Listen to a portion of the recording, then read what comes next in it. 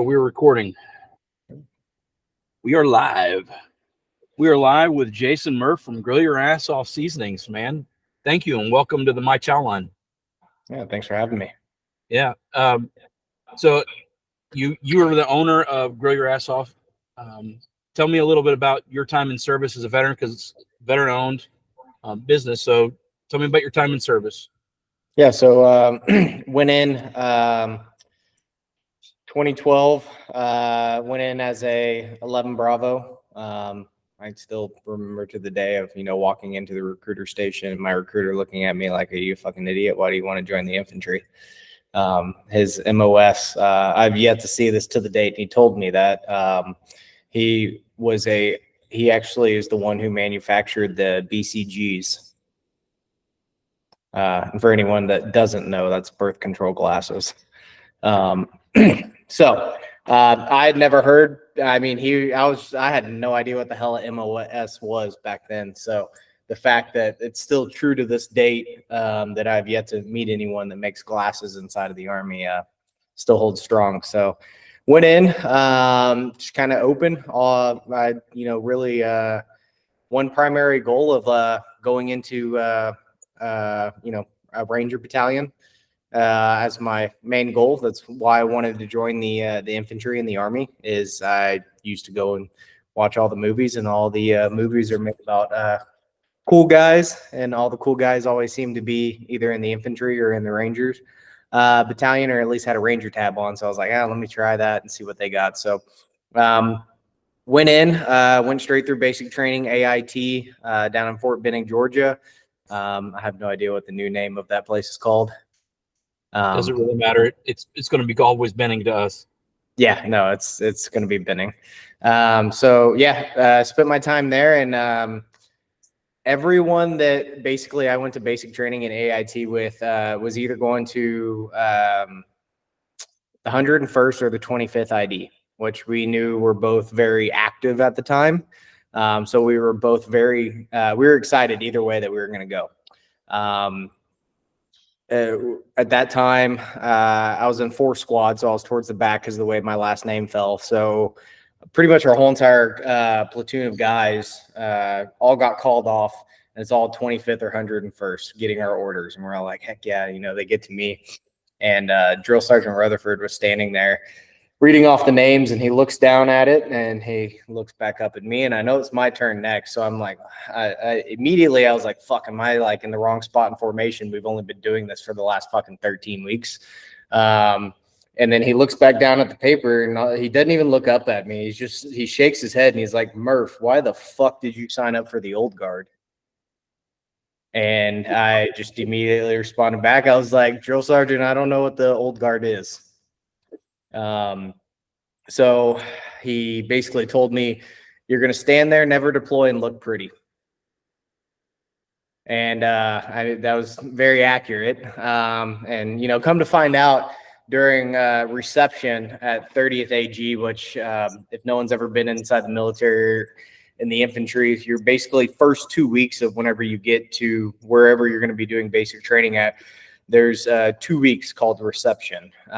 It's worse than basic training itself because you can literally do absolutely nothing. You can't do PT. They can't smoke you. You just get yelled at and stand around and hate your life.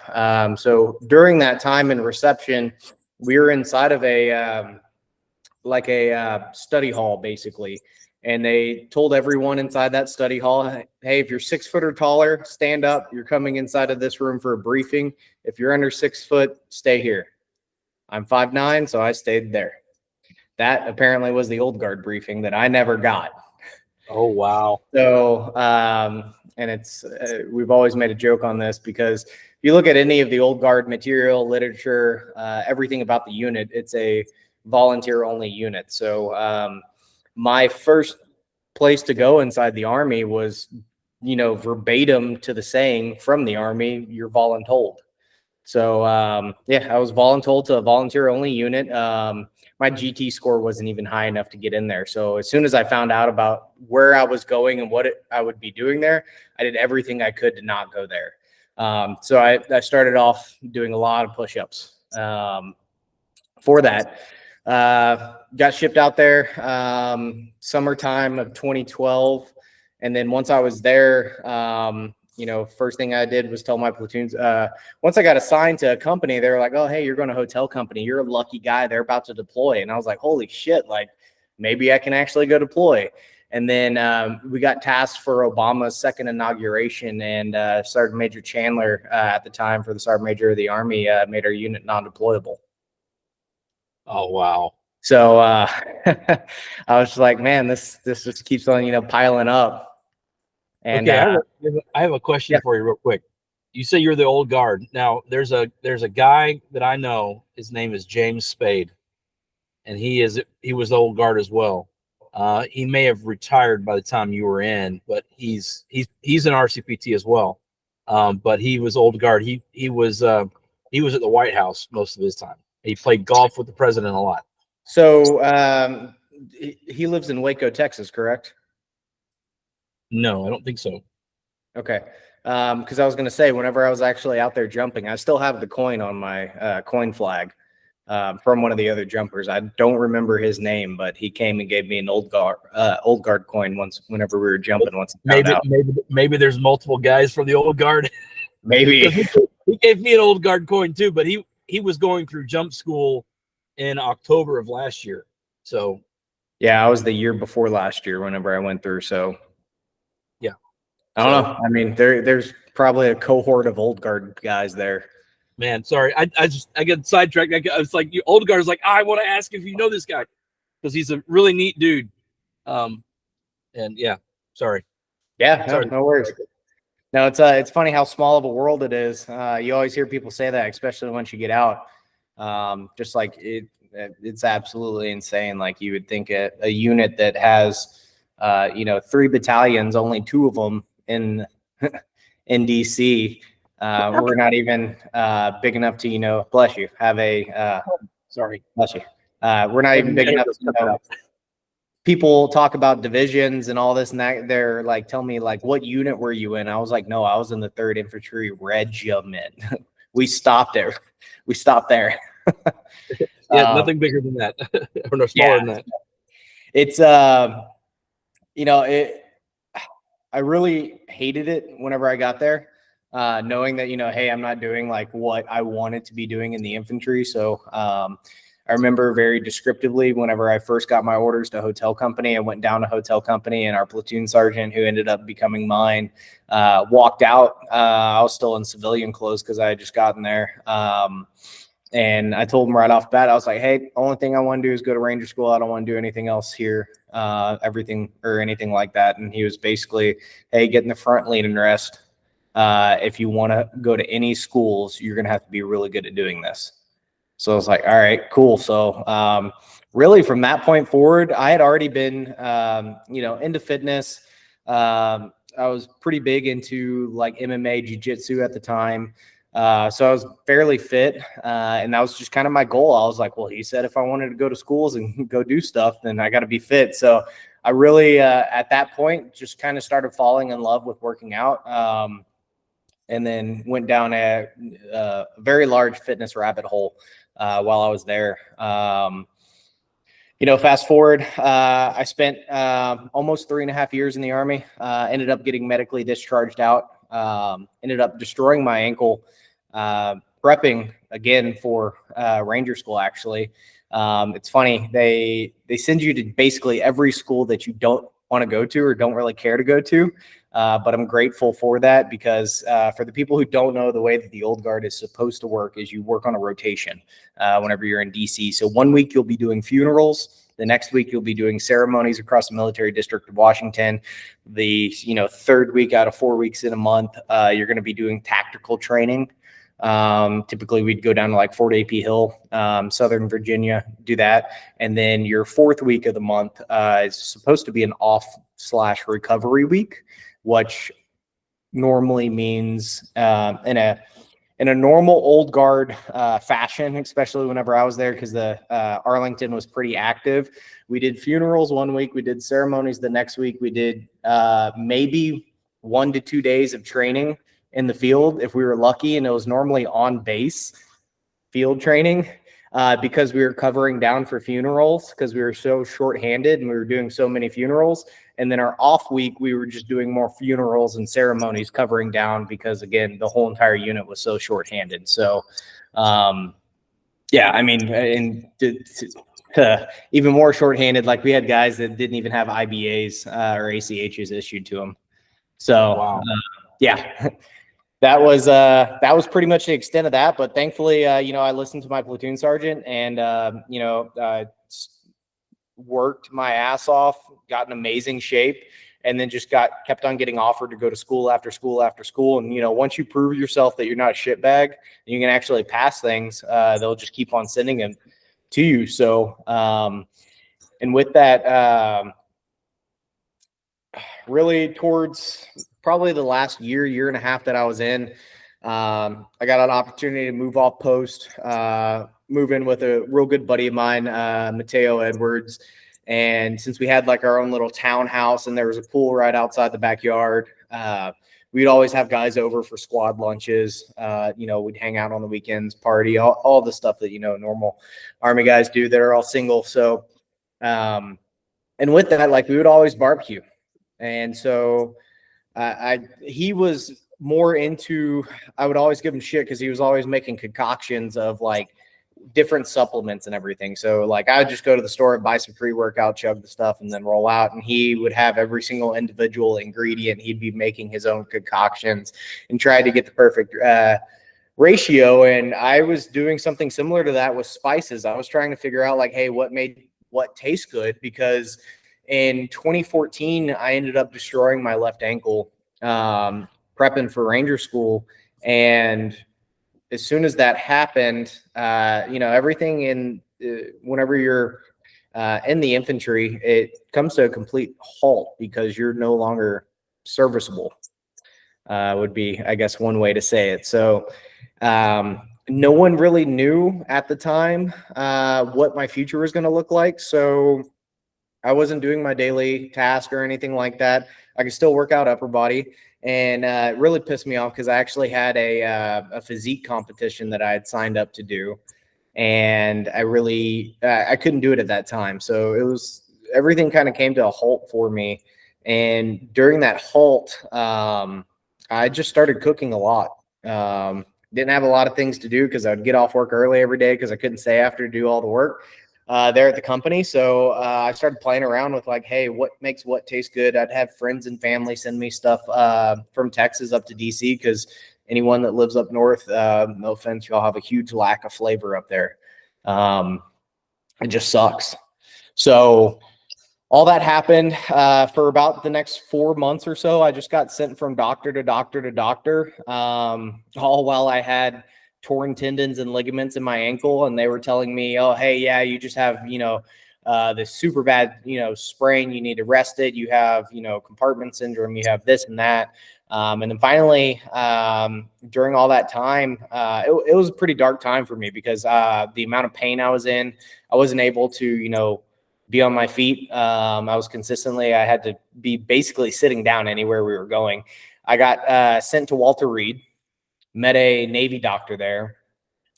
He was super confident in everything that he was talking about and saying. So I was like, all right, cool. You know, this is my guy. He's going to fix me. And then, you know, we're going to rock on and get back to it. As soon as they knew that I was scheduled for surgery, they basically kicked me out of my unit or my company, sent me up to S3 to work for headquarters company, which at the old guard, it's a little different than most S3s because that is the only position as a corporal in the Army that I could tell a first sergeant that he was wrong in my position, which was pretty nice. So that little bit of power. Yeah. Yeah. I'm just like, payback, asshole. No, everyone there, thankfully, was super cool at that at the old guard. But I get sent up there. They end up doing the surgery. Ends up not being a successful surgery whatsoever. And I was, you know, tossed up with the options of, hey, you can change your MOS and re-enlist, or you can get medically discharged.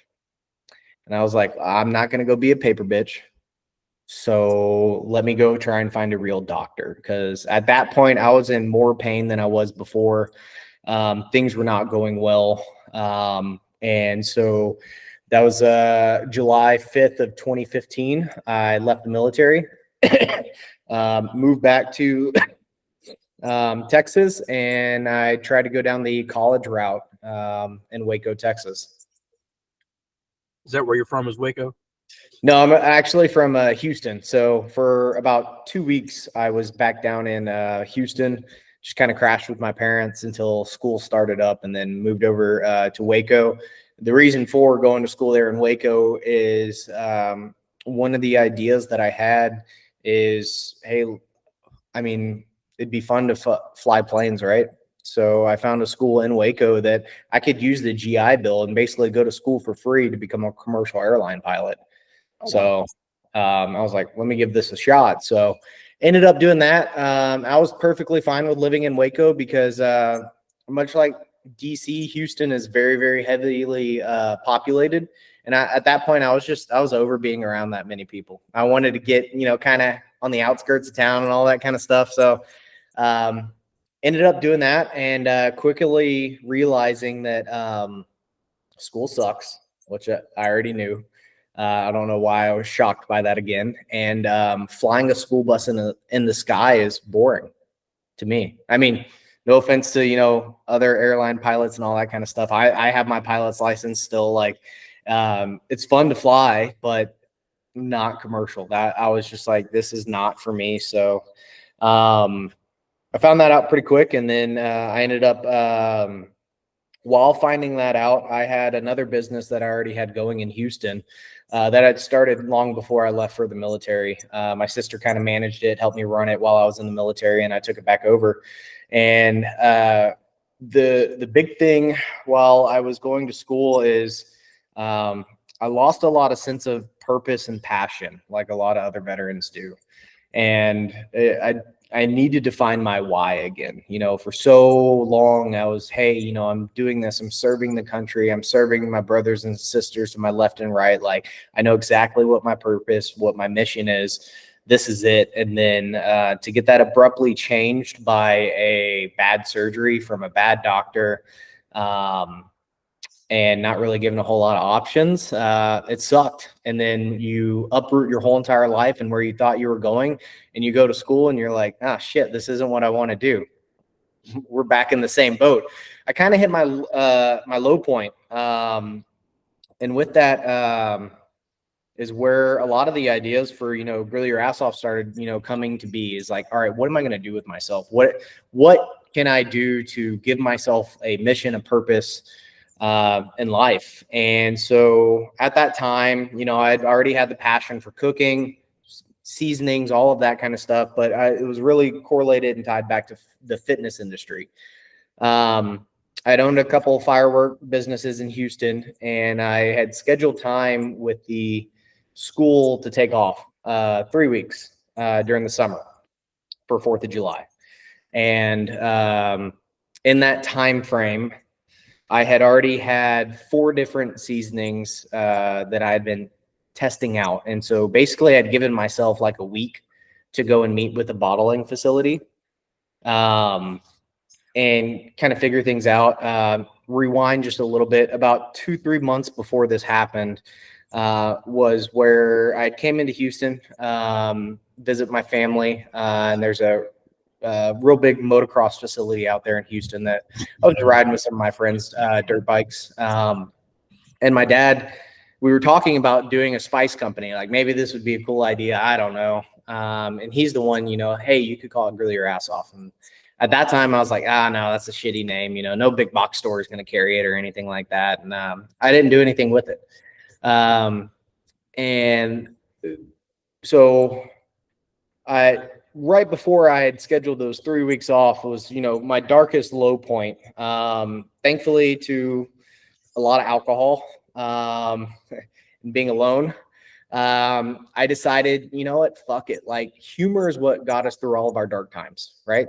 It doesn't matter how dark of a time it is. There's darker humor that will make you laugh and smile through that. So I was like, that grill your ass off is perfect because this just humor. Most people say grill your ass off and they're going to smile from it. So I was like, man, that's pretty cool. Or they're So, going to cringe. yeah, exactly. One of the two. And if the parent gets upset, at least the kid will be pointing and laughing at her ass. So, Yeah, that actually happens with me. My mom is not a fan of the name. well, and a lot of times, I tell the story. It's like, that was my deepest, darkest low that I had. And, I laughed thinking about the name. So, I jumped on Fiverr that night and I paid a kid $15 in Venezuela to draw me a donkey on a grill. Next, probably 2 days later, he sent back like the worst pencil sketch of a donkey on a grill that I've ever seen in my life. Horrible. You still have it? I do. We've gone through four renditions of it, but not far off from what it originally was. But even seeing that horrible pencil sketch, I was like, man, there's something here. I like this. And then, going down deeper thoughts, it was, hey, like, outside of just humor, food always brought us all together. And I started really thinking about like, Joseph Abraham, another amazing American that I served with. He would also talk about, hey, we're going to do these squad lunches every Sunday. And we would always get together. And he was really the one that kind of brought us all to that point. And it was like, man, food always brought us together. It was always camaraderie around food. And so that's where, kind of the mission statement for Grill Your Ass Off got born from, is continued camaraderie through good ass barbecue. I saw that on the back of your package right here. Yeah, no, 100%. I mean, we even have that like inside of our hats. This is actually a demo hat, so I can't, say it, but we have tape inside the hat that says continued camaraderie through good ass barbecue. Nice. Because that's what it's about. It doesn't matter your race, religion, politics. If you put down a good plate of food, everyone's going to shut up and enjoy each other's time. And that's what I want to brighten someone's day. So I really love those two things. And I had another friend at the time who was a Harris County Sheriff's officer, and he had his own little seasoning gig on the side. He did a lot of barbecue competitions, barbecue catering and stuff. And he introduced me to this facility. So I was like, let me see if I can pull this off of school. They approved my 3 weeks off. So the first week I went down there, met with them. They loved the whole entire design, helped me kind of like tweak the last little bit of seasoning, saying like, hey, this is what you need to change. This is why, this is where you need to go, so on and so forth. We did that. Everything went great with that. Went and basically doubled the size of my other business while I was in Houston. Had an amazing fourth. And then on the last day, as I'm shutting everything down, packing it up, getting everything ready to sit for the next 6 months, I get an email from school saying, hey, you're at your 7th absence out of 8, or you're at your 8th absence out of 7 allowable absences. And at this school, like if you fail anything or miss too many absences, you're kicked out from the course and you can't come back. So they're emailing me, telling me, hey, you're kicked out. You're not allowed back on approved dates off. So I'm just like, what the fuck? So I finished packing up my stuff, drive back to Waco. And sure enough, that next Monday, all of the administrative staff for aviation is on flight training for the next 2 weeks. So it's like they have basically like students who just graduated the flight program are running the whole entire school for the next 2 weeks. And I'm just, and no one can give me an answer. They're like, yeah, as of now, you're failed and you're kicked out, even though that it's approved. So I don't know what to do. Maybe just go home and hang out until they get back. And I was just like, fuck all of this. So I literally made a couple phone calls, packed up all of my stuff, said, you know what? I got enough money to last me till the end of the year. I have the seasoning idea.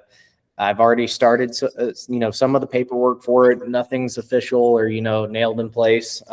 Let's see what happens. So I went back to my apartment complex. I said, hey, I'm moving. I'm leaving early. Can you guys put this back on the market? They said, yeah, no problem, because the fall semester is about to gear up.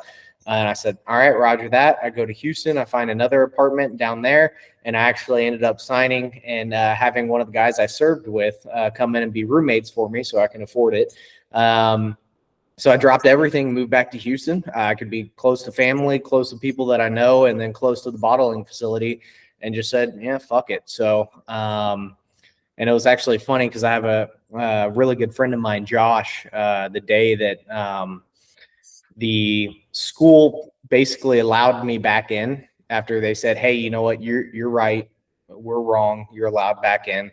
The day that they told me that, and was the same day that my apartment in Waco said, hey, you're clear, you're good to go, we just need to give you this check.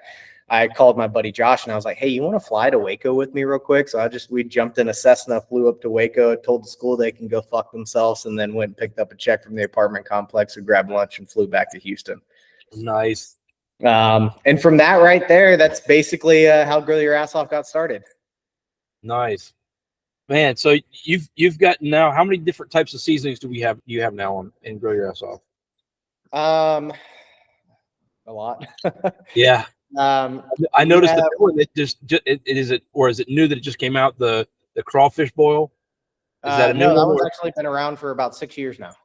Okay, I just started seeing that ads. Like, for whatever reason, I don't always see all the seasonings on the website for whatever reason. When I'm looking through there, I don't see everything on it when I'm scrolling through. So, but I just saw that one advertised on my Facebook feed since I'm, repping you now, and like all your Fox News interviews and are up there too. But I did have a question, because one of the things that, like, so when I'm serving food down in Palatka down there, one of the seasonings I've been using that's really, really good that everyone really seems to like really latch onto is the Christie's Mango Habanero. And I want to ask you, because this is the only one that doesn't have a donkey on it. Yep. And I'm guessing there's something special behind that. Yeah. So are you familiar with Crispy? No, I'm not. Okay. So Crispy's actually a veteran. He is a disabled vet. He's burnt over 80% of his body in a right leg amputee below the knee. He actually, this was kicking it way back, like within the first year of me starting the company. I knew that social media was now a major factor in the business world. So I started reaching out to some of the influencers that were starting to get traction. I mean, like back then, if you had 3,000 followers on your social media, you were a fucking king. So Crispy was one of the people that I wanted to reach out to. And at this time we had four different flavors of seasonings. We had just finished the formulation on gunpowder, which was going to be our 5th seasoning. And I didn't have my first sample just yet, but I ended up connecting with Crispy on social media. His real name's Omar. We talked back and forth, and then I went out to Austin to hang out with him for the day. We hung out, bullshitted, had a great time, and it was just like one of those connections. Whenever you meet someone, you just know that they're genuinely a great person. Stayed in touch, started doing a little bit of like collaborative work back and forth on recipes, social media shout outs. And then we launched gunpowder. So ended up going back out to Crispy's house, and then with the gunpowder to film like a release of gunpowder. So the second time I ever went to his house, I ended up waterboarding him. Totally his idea, but that was our sketch that we did for the release of gunpowder. It was absolutely horrible video. I had no idea what I was doing back then. Neither one of us did. And once we got done, waterboarding him, filming all of that kind of stuff, we'd cooked some lunch, and we were sitting down at his table, and I'm like, hey bro, like, what would you want in the seasoning? And like in no time, he was like, mungo habanero. And I was like, what? He was like, mungo habanero. And I'm just like, the fuck is a mungo? And his wife, Kristen, looked at me, and she was like, he's saying mango. And I was like, oh, okay, thank you. Put it in white people term. So we went back and forth on that, played around with a couple different ratios, but really like the first run of it, he loved it. He approved it. I loved it. So we ended up sticking with that flavor right there. And with that, I wanted to basically be able to, like, say thank you to him, help him out as well. Because if a lot of people don't know his story, he was actually in a convoy that got attacked and ambushed. And one of the Humvees, I believe behind him, had blown up and he was in the turret on a 50 cal, had sent diesel fuel basically and completely drenched him, and it caught on fire. Burned over 80% of his body. His guys thought he was dead. Went through, he's well over 100 surgeries to get to where he is. Fought for the longest time to keep his right leg. Ended up getting some cancerous cells inside of there, so they had to amputate his right leg. But I mean, you look at him, and literally 80% of his body is burnt. And this isn't me like pulling a white privilege card or anything. He's, literally one of my brothers. But he looks crispy because he's Hispanic. So that's where the name Crispy comes from. He gave it himself. We did not name him that. So it was like, man, that's perfect. Something, hot, a little sweet, spicy. Crispy's mango habanero. So we put a cartoon character of him on the bag, in the bottle, for the label on that, and then we give him a little kickback from everyone that sold. Nice. So this is the bag, the big bag. The picture's real big, so that people can see it. And I'll tell you, he looks way better on the cartoon than in person. Fair enough. No, I will tell you what, that is one of my favorite seasonings. In fact, we had some people in Palatka when I did barbecue. I did pulled pork with it, and there were people that don't normally like spicy stuff that were like, it was the perfect amount of spice that wasn't too hot at all, has a little bit of sweetness to it, and then you match it with the Hellfire Honey barbecue sauce, man, and it was just perfect. Yeah, and that's one of my, and you probably noticed this over taste testing all of our products. I'm very much, my biggest goal is if you're stuck with one product, you can use that for anything and everything. That's goal number one. Number two is if we're doing something hot or sweet, which Crispies happens to have both, I want it to be very balanced. So I don't want one to be overpowering and one to be underpowering. So I don't want it to be like, did I even taste any sweetness or any mango? But holy fuck, I'm afraid to eat anything else because I'm, bleeding out of my ass. And I also don't want it to be like, I can't taste the heat because all I taste is mango and sugar. That I would be, you'd be failing at that. So I have a lot of, there's quite a few people who are like, man, I really want this to be spicier, and that's cool. You can add more to it, but I want it to be balanced to where you can enjoy it and you can actually taste the flavors and not have anything be overpowered.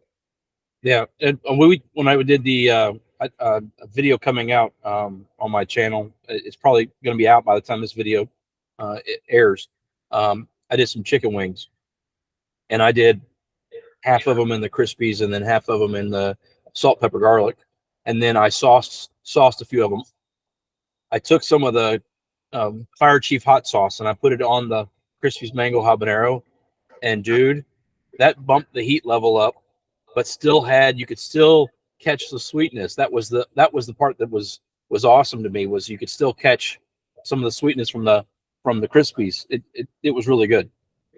Yeah, and that's that's one of my favorite things to do now is like find out what different products of ours merge well together and marry well together. We were actually I think in 2018, I was teaching one of the classes for the Steak Cook-Off Association for the judging classes. And we were going over all the different things you look for whenever you're judging a steak, your do's, don'ts, taste, flavor profiles. So one of the things that we did is we actually took one steak and seasoned it with our gunpowder and Maudus, which was my personal favorite way to season beef. And we call that buckshot internally. That's our code name for what it is. And I took another steak and I seasoned it with Willie Pete, our chicken seasoning, and Pop Smoke, our taco and fajita seasoning. And like 9 out of 10 judges picked the Pop Smoke and Willie Pete. And so I'm like sitting there like, am I doing something wrong? that I should be aware about? Like, how the fuck Yeah. did a chicken and a fajita seasoning beat out both of my steak seasonings? But I mean, you find out stuff like that, like Ma Deuce and the infidel pork rub goes hard on some pork Oh yeah. with those Well, mixed that's together. the like I have yet to smoke a brisket. I will say that openly. I have not done a brisket ever. I'm planning on doing one, and I'm going to do one with the gunpowder and try it out and see what it's going to go at. Hopefully, I can do a decent job with it, at least the first time around, so where at least it's edible. Otherwise, it's going to make some good burn ends. Yeah. The biggest thing on, I mean, anyone listening, if you've never done a brisket or if you have done a brisket and you're having a hard time with that, I mean, really make sure your trim job's well, make sure you season it. And if you don't think you're seasoning it enough, season it a little bit more because it's a big old chunk of meat. You can throw a lot of freaking rub on that thing. And like, there's two magical numbers for me in barbecue. 165. Anything that you're taking above 200 degrees or close to 200 degrees, wrap it at 165 to help with the stall point. You don't have to wrap if you're not into that. I love wrapping with paper. Sometimes I'll do a foil boat on the bottom if I'm cooking on something that's got a lot of heat coming from the bottom. Let it roll till 203. Always probe check your meat because I've had some briskets that need to go up to 210 until it's probe tender. And it's amazing what that little 7-degree window can fucking do for the meat. But the biggest thing for brisket is let it rest. I actually, one of the best briskets I've cooked rest for 30 hours. Yeah, most of the guys Not I like, know that are big in it, they have a warming oven yeah, that they have, and they have it in their kitchen or they're in their grilling area, and they put it in there at like 180 degrees and let it ride for 18, 16 hours, something like that. They put it in there when they're done with it, and they don't eat that for another 24 hours almost. yeah, and like one of the, I mean, if you don't have a warming oven or anything that'll go down that low, like one of the things I've done too is even let your brisket, like leave it wrapped in paper, obviously, let it sit out and come down to about 150 degrees. And I've actually put it in a vacuum sealed bag, vacuum sealed it, and threw it in a sous vide tank and just let it circulate overnight. And that way it's perfect. I just throw it at 135. It sits there and it reabsorbs all the juices, and it's amazing. And that's actually, you talked about the Fox News clip last year whenever I was up there for the 4th of July with them. You see that brisket that I have laid out. So that was a Tuesday morning. I cooked it Saturday in Texas. Got done cooking it, vacuum sealed it while it was still wrapped, chilled it, put it on ice, put it on a checked bag, flew to New York, went to Target, bought a giant clear tote, and I had my sous vide machine inside of my checked bag with brisket, ribs, chicken wings, crackers with bacon on it, God knows what else. Pulled it all out with it all vacuum sealed, dunked it all inside of a sous vide tank at about 2 o'clock that morning. Oh wow! That's how you see it. That's how I prepped all of that food. Is I cooked it Saturday, Sunday, and then flew to New York Monday. Wow, that is crazy. Yeah. That is crazy. Wow. Yeah, I've wanted to get into doing some sous vide because I hear it's also one of the best ways to get a lot of meat to temp and keep it.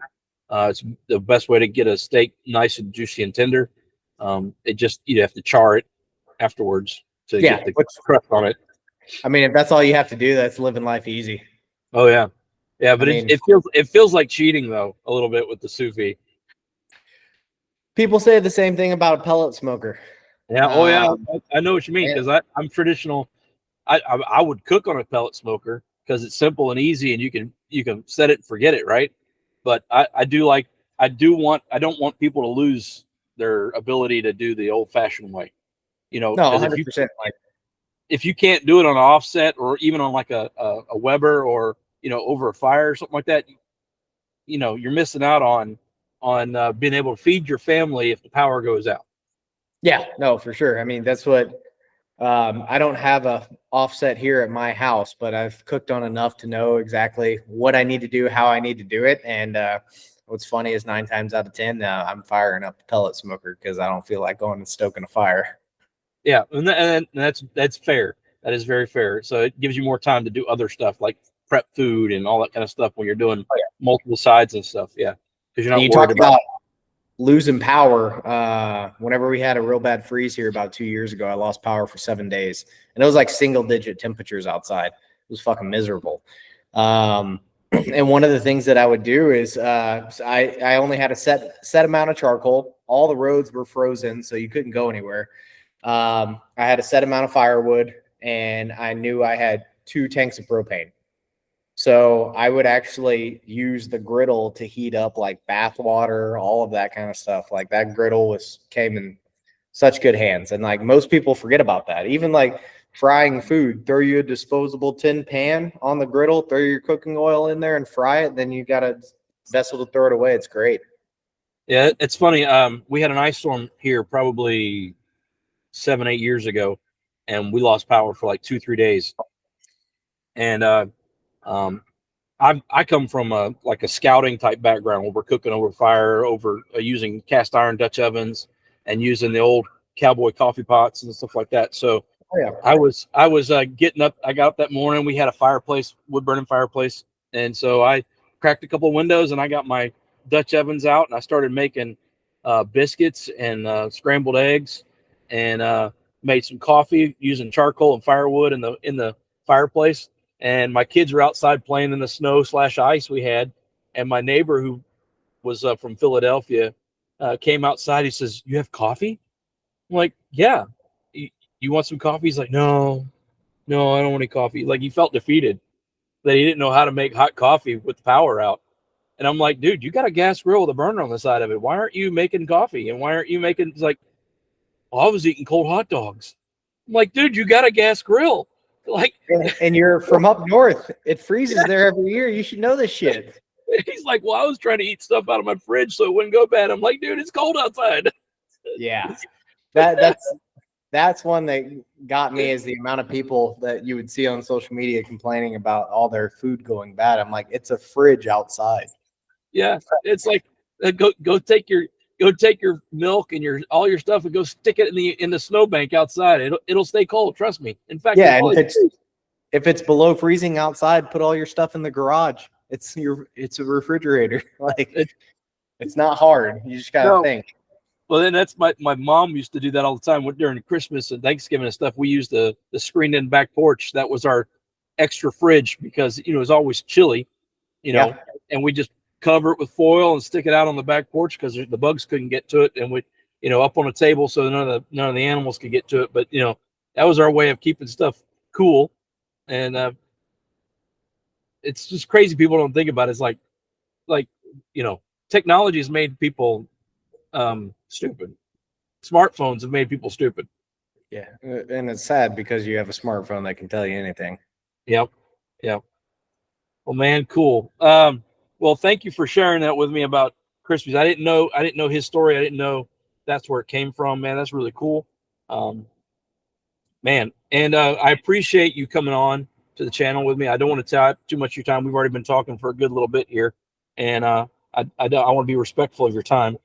I appreciate you and what Grill Your Ass Off is doing. I believe in your mission.